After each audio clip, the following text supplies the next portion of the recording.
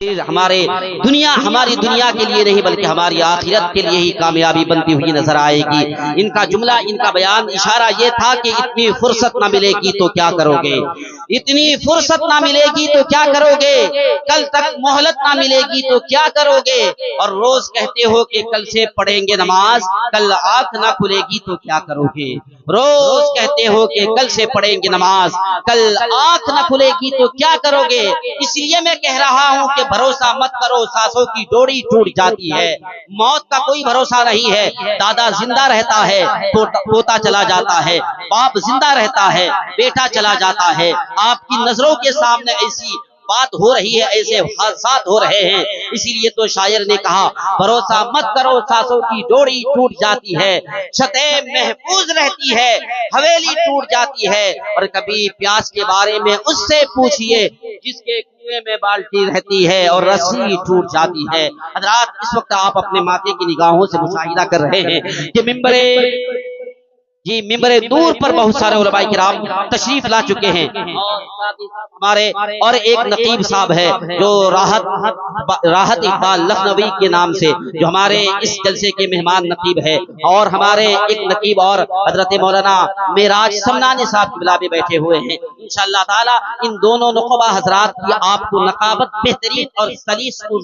سلیس اردو زبان میں آپ کو نقابت سماعت کرنی ہے، جن کی میٹھاس بھری آواز سے آپ کو فائدہ اٹھانا ہے۔ بہت سارے علماء کرام اور ہمارے سیاست دان، ہمارے سرپنچ لیکن بہت دنوں کے بعد ملاقات ہو رہی ہے، اس وجہ سے نام بھولنے کے قگار پر میں پہنچ چکا ہوں۔ میں چاہتا ہوں پورا مجمع ایک بار میرے نام پر نہیں، میرے باپ کے نام پر نہیں، بلکہ رسول پاک کے نام پر اپنی بیداری کو پیش کرتے ہوئے کہہ دے سبحان اللہ، اور بیداری کے ساتھ کہہ دے یا رسول اللہ۔ ایک شعر میں آپ کی خوبصورت سماعتوں کے حوالے کرنے کی کوشش کرنا چاہتا ہوں کہ لحد میں روشنی کے واسطے سامان لایا ہوں، لحد میں روشنی کے واسطے سامان لایا ہوں، میں اپنے دل میں آیت قرآن لایا ہوں، لحد میں روشنی کے واسطے، لحد میں روشنی کے واسطے سامان لایا ہوں، میں اپنے دل میں آیت قرآن لایا ہوں، اور خدا محشر میں جب پوچھے گا کیا لایا ہے دنیا سے، تو کہہ دوں گا کہ تیرے محبوب پر ایمان لایا ہوں۔ خدا پوچھے گا کہ کیا لایا ہے دنیا سے، تو کہہ دوں گا کہ تیرے محبوب پر ایمان لایا ہوں۔ دوستو، اب ہمارے درمیان علاقے کے علماء کرام نہیں پہنچیں گے، آپ کے درمیان انشاءاللہ تعالی ہم اور آپ ان تمام تر معزز علماء کرام جن کا نام ہم نے اشتہار میں پڑھا ہے، مائیکنگ کے ذریعے سنا ہے، بالخصوص شاعر ہندوستان حضرت الحاج طاہر رضا رام پوری، خطیب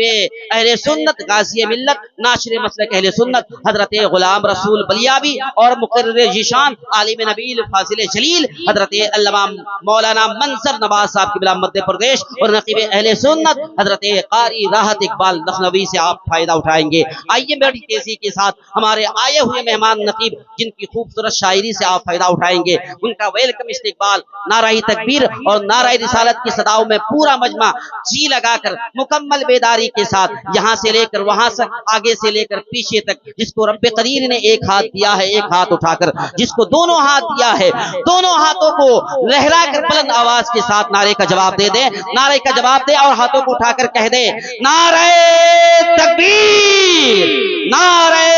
رسالت، علماء اہل سنت، علماء اہل سنت، عظمت مصطفیٰ کانفرنس، سرزمین پانچ گاشی، حضرت قاری راحت اقبال صاحب قبلہ، نعرہ تکبیر، نعرہ رسالت۔ دوستو، اب یہاں سے نقابت کی ذمہ داری، اس جلسے کو سنبھالنے کی ذمہ داری ہمارے عزیز مہمان حضرت قاری راحت اقبال لکھنوی صاحب قبلہ فرمائیں گے۔ آئیے ان کی محبتوں بھری نقابت کو سماعت کریں۔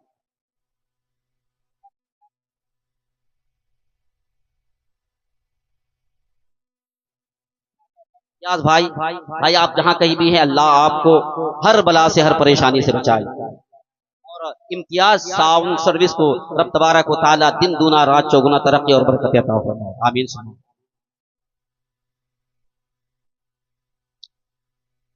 سمندر میں ملا دیتا ہے وسعت بخش